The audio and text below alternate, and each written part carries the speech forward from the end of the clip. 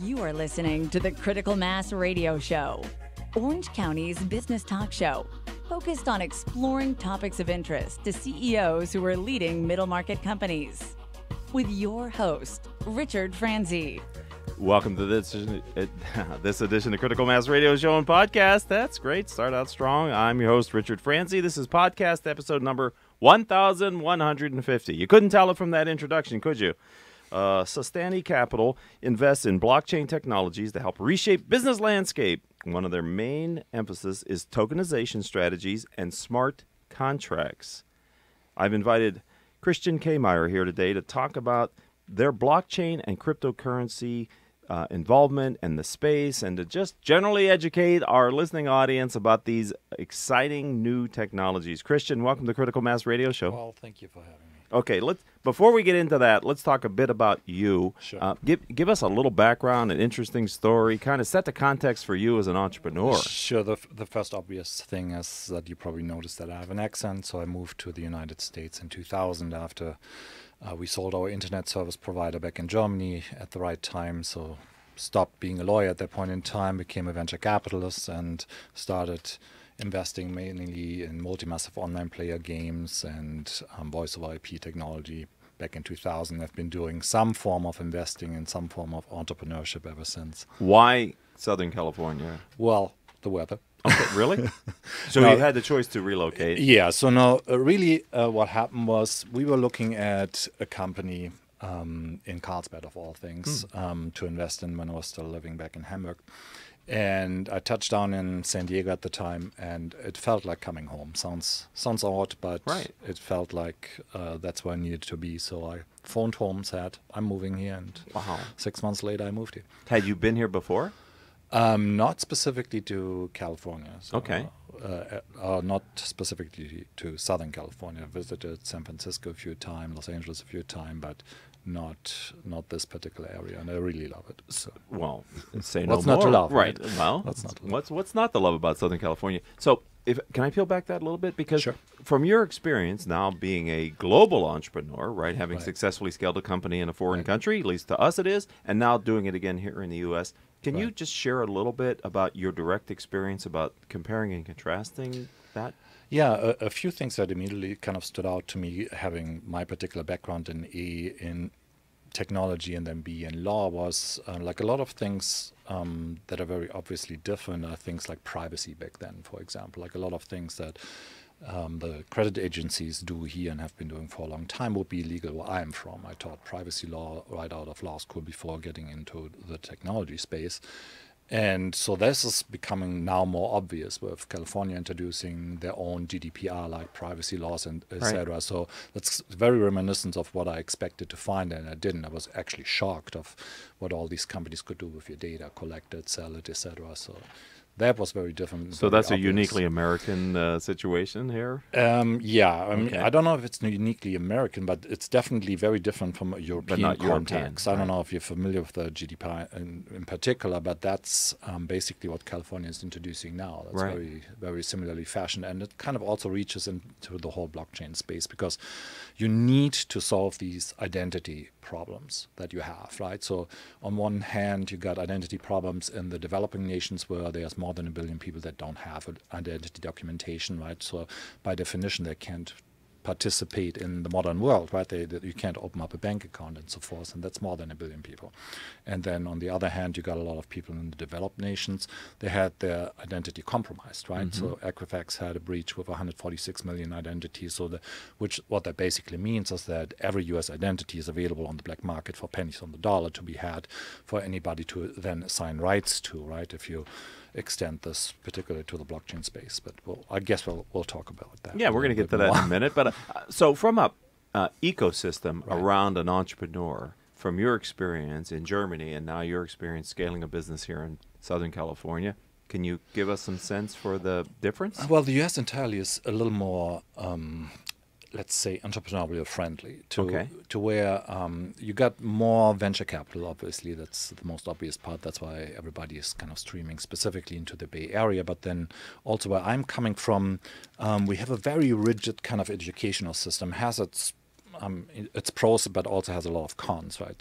So you can't call yourself anything where I'm from unless you actually went to school for it. You went to either a vocational school or trade school, and actually have a quote-unquote degree in that particular subject. And here, anybody that's self-taught can do whatever they want, basically. And that's particularly true in a lot of the entrepreneurial endeavors where, by definition, in like where I'm from, you would be excluded. Like that would be the first thing that people want to check off. Do you have a degree in that particular field that you're trying to operate in? And you don't. It's like, well, you're probably not even able to do that, right? So that's very restricting. That's why entrepreneurship in Germany in particular is like a third of what it's here. Interesting. And accordingly, also venture capital is much smaller than it is here. But again, that's very specific to Southern California, where you have a lot of concentrated venture capital based on its history. So let's bring this, kind of put a bow on it. But sure. When you talk to your friends who are entrepreneurs and business owners back in Germany, right,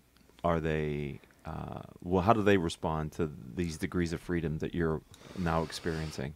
To be honest, I don't have all that much contact anymore. No? I'm actually just trying to reestablish contact because I've been so focused on just local businesses, basically, and actually just talked to this morning to some new business partners back in Britain to see how we can do some of that technology transfer that's coming from there. Because what you'll see is, specifically in this new technology space, there are certain developments that are being driven by certain cultures. So as I alluded to earlier, if you're very sensitive to privacy, you already gave this a lot of thought, right? There's a lot of legal background. At the same time, if you look at things like the euro, right? So there were a lot of people involved making this happen, right? To make one currency happen for a lot of different countries. And so that's a very specific skill set that these people developed for a decade or more that you can now deploy in this new paradigm of blockchain and cryptocurrencies, because you need to understand how economies work and how economies work cross borders, which is something, again, where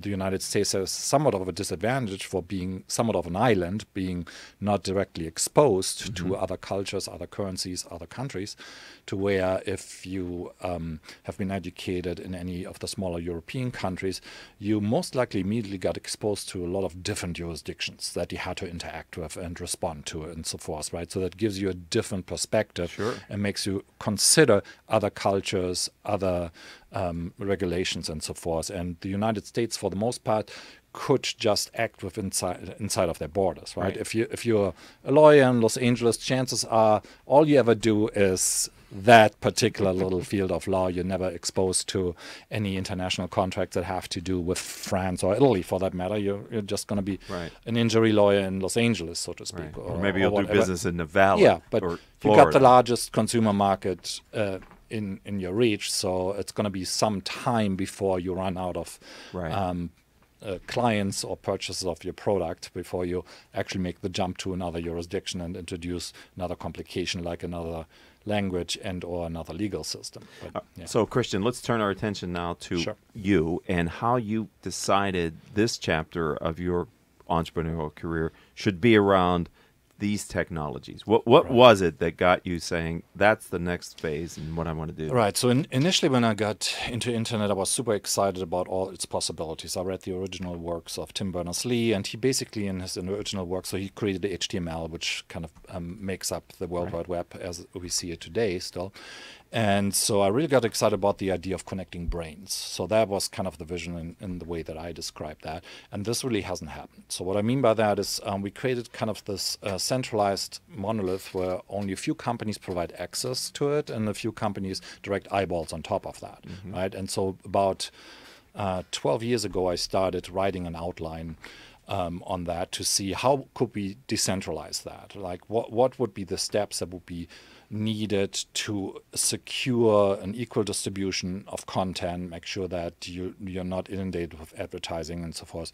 And so when I first came across Bitcoin, I didn't actually think it was all that important because I only looked at its currency aspect. But then when I read the Ethereum white paper, I realized, the smart contract system enables something that I wanted to do for a long time, which is put all of the lawyers out of business, including myself, and I did this before. But the point there being is that if you create a structure where you let everybody actually contribute, you don't need those bottlenecks anymore, right? And so to this day, we don't have a search engine, right? So Google is not a search engine. Google is an advertising company, right? You define a company by how it makes its money. It makes its money 100% from advertising. You are not Google's client unless you participate in AdWords, but I don't know if you do, but it doesn't matter because you definitely use Google for searches, right?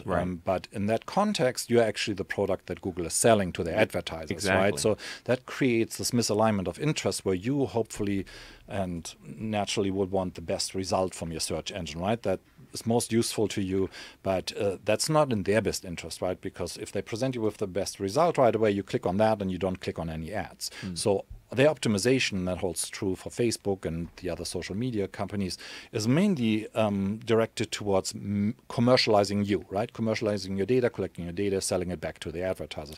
That's what their business is about. And unless you change that paradigm, which is hard to do if you're a for-profit corporation that is responsible to shareholders, then you aren't very likely to fix that, right? And I went down another rabbit hole, and I tend to do that, so stop me whenever I do. No, so our audience are entrepreneurs and business owners running companies kind of a couple $1 million to $100 million across all different spaces across North America. Right.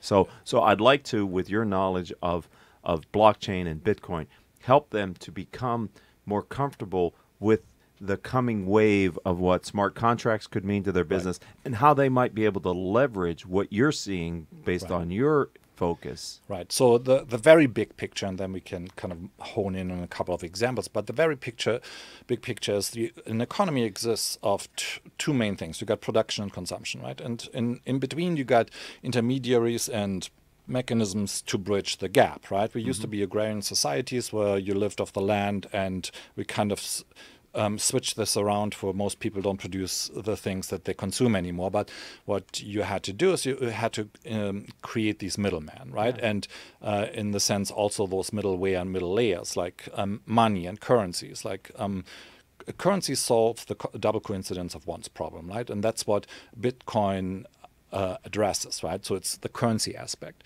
The money aspect, and that's what most people don't quite understand, is simply the agreement that we agree that this is money. So that's the only part to that. And that's kind of basic economic fundamentals that people need to recollect, because we're still using legacy definitions of all these terms that don't fit current technology anymore.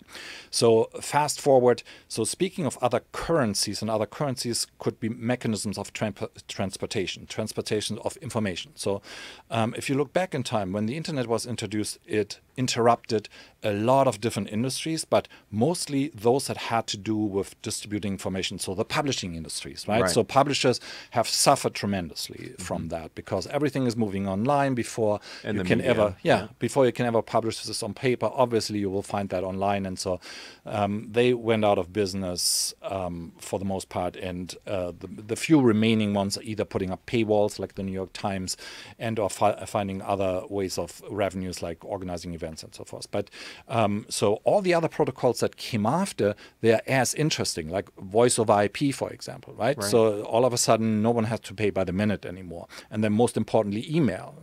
You probably send way more emails than you send postal letters today, right? So sure, who doesn't? And so what Bitcoin introduced was money over IP. So it's the same kind of paradigm to where, hey, why would I need the privilege from a bank and or a credit card that taxes me, or even government money, which is also a tax, right? So by the virtue of the government printing money, it's just another form of tax. So in essence, they should make up their mind. It's like, are you taxing me or printing money? Choose one, because both are taxes.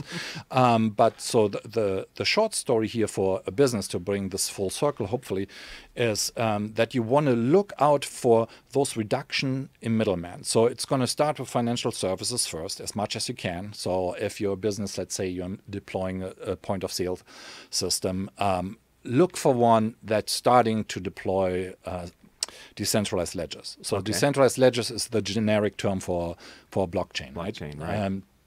And so start to look for banks that do real-time settlements, which are coming this year. So normal banks until today are still using the SWIFT system, which is to say they have bank hours, right? So you can't actually settle anything between the hours of after 6 p.m. to whatever 9 in the morning when they offer, and not on the weekends. I mean, it's literally like you're shutting off emails, like, or you don't, right? And so at the time when we had email, we should also at the same time had introduced money over IP.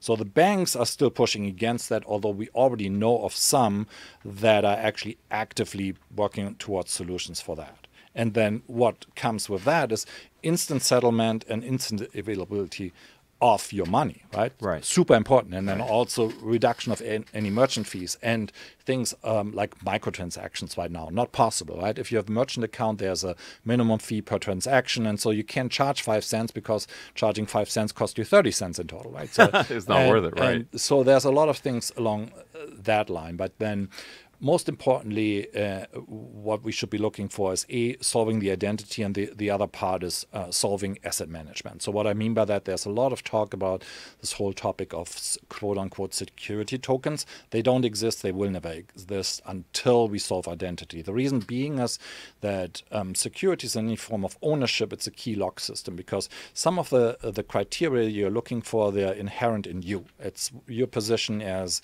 an accredited investor, or you're a citizen or non-US citizen, or whatever you might have. And then on the other side, you have assets that go with certain ownership rights and that require a certain type of person.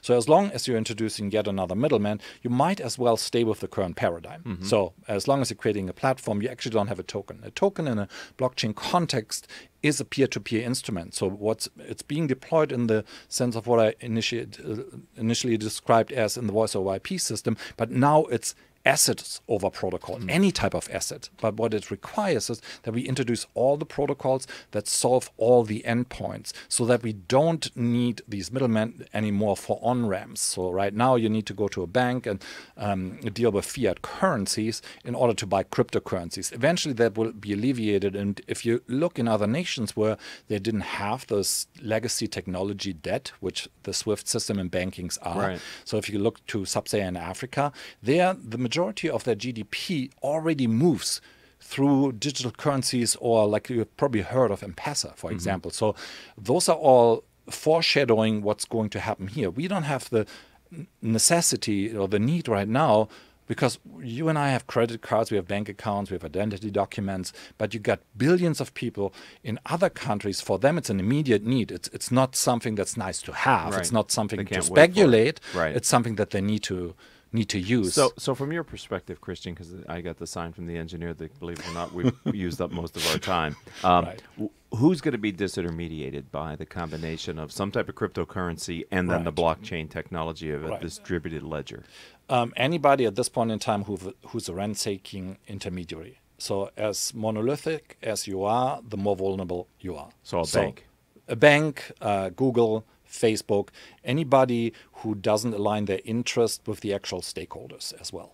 Would you suggest to a business owner that's listening to the show now or as a podcast in the future, the idea of beginning to figure out how to accept digital currency?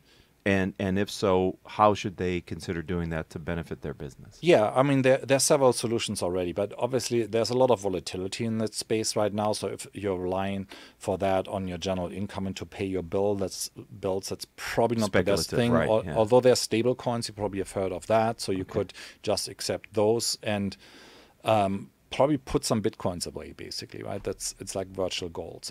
Again, anybody who doesn't have 5% of their net worth in that particular asset class, and I'm sort of reluctant to use that term, honestly, but is probably negligent at this point in time, because the likelihood that they prevail is pretty high. I mean, even if you shut down the internet, Bitcoin would still work and would still exist, as one example. But obviously there's many more. But start there. Start accepting cryptocurrencies, just starting. But Bitcoin is only one of many cryptocurrencies. Yes, and honestly, I wouldn't call it a cryptocurrency at this point in time. That's, again, a very longer discussion, and so I don't know if you want me to go down that rabbit hole. We don't have time for that, but what is the headline on why you wouldn't call it a cryptocurrency? Because they do, right? Right. I mean, it is.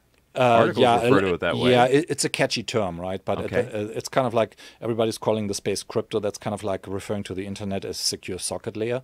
Okay. It's Geeky. it's an interesting term, but it doesn't really describe what the technology does. So and Bitcoin at this moment in time is really the virtual gold. So it's a commodity. So it's not actually a currency. It's not used as a so currency. think of it more as a commodity Yes. than a currency. So it was meant as a very currency, useful. Thank but you. it doesn't function as such. So again, in order to very simply just define what a currency is, it simply Right. solves the double coincidence of one's problem, which is that it's just not. It doesn't have a lot of utility. You can't go to your local Starbucks right now and pay with it. Right. So that's what you were looking for in quote unquote good money. Obviously, you want to. Right.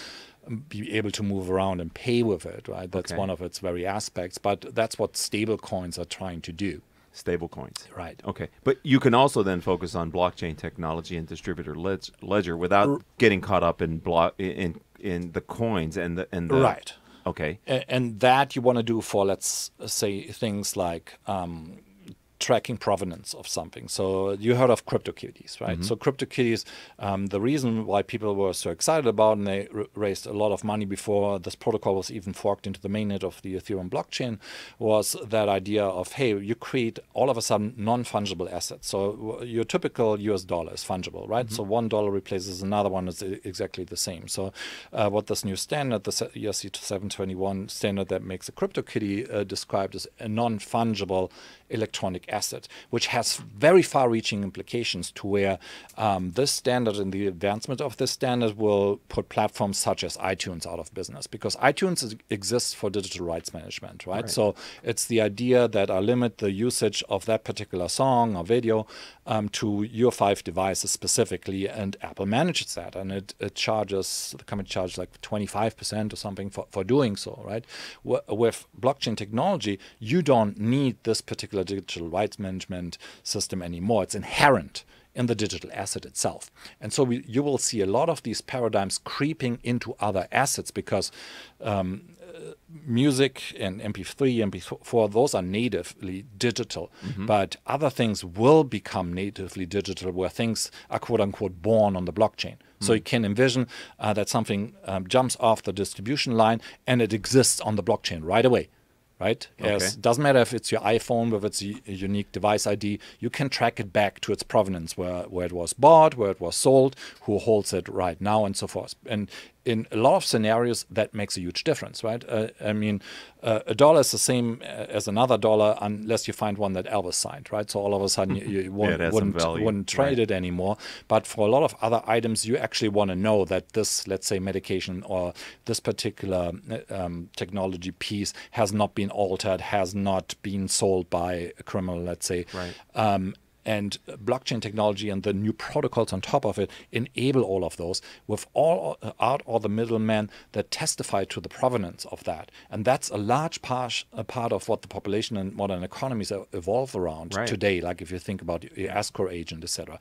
So in a few decades from now, it will seem entirely strange for us to not be able to sell a house between the two of us directly using a phone. With no middleman. Right? So that's kind of the high level, but Okay, there's so obviously way more granular detail that I could talk about. Yeah, and we should have allocated more time next time. And the challenge is, I'm sure you know, Christian, is you use so many terms that people are confused about that it's hard to follow the logic and the compellingness of the underlying platform. So in the future, we should probably attempt to demystify some of that, but not today. If someone wants to learn more about what you're doing, where do you tell them to go online? Sure. If you just look for SUSTANY Capital, you'll find us. How do you spell that? That's SUSTANY. Okay. And then capital. And why'd you pick that name?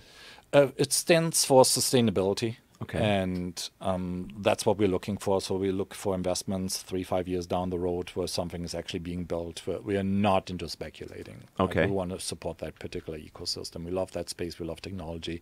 And that's what we're in for. And that's why we're engaged with all different projects that are actually building the infrastructure now. Now, you said, I don't know, something like 10 or 20 years from now. Do you really think it's going to take that long? Or do you think there's a tipping point and it may happen more in a more accelerated fashion? Oh, yeah, it could happen much faster, obviously. I mean, From the first time the iPhone got into your hands to today, it's been just 11 or 12 years, right? So, and it's prevalent now, right? So everybody in this country basically has a smartphone of one shape or the other, and blockchain technology already has all the rails it needs, right? The infrastructure in form of IP is already there. So now it's really mostly about agreeing on the standards on top of this infrastructure at this moment. So maybe when you come back, we'll talk about smart contracts. How's that? Because that's a definite thing that middle market business owners should be thinking about, in my opinion, the use of and the evolution of smart contracts. Do you agree?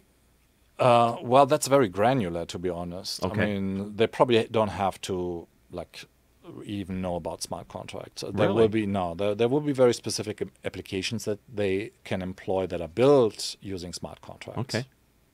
Well, the concept of a smart contract is something I'd like them to understand, because you talk about eliminating middlemen even more. This really cleans up the transactions. Super easy to explain. Envision a vending machine, throw in a quarter, a Coke comes out. That's your smart contract. Okay, on that note, ladies and gentlemen, thank you, Christian, for being a guest on the radio show today. I appreciate it. We've covered a lot of ground very quickly. And I'd like to thank Paul Roberts with a slight accent, for being a wonderful engineer, as he always is. Our producers, without whom we could not do this show, Joan Park, Crystal Nunley, and Haley Stern. If you'd like to connect with me, let's do it on LinkedIn. I'm Richard Franzi, Franzi. Till our next show, hope all of your business decisions moves your company in a positive direction. You have been listening to Critical Mass Radio Show Business Talk Show, focused on exploring topics of interest to CEOs who are leading middle market companies. With your host, Richard Franzi.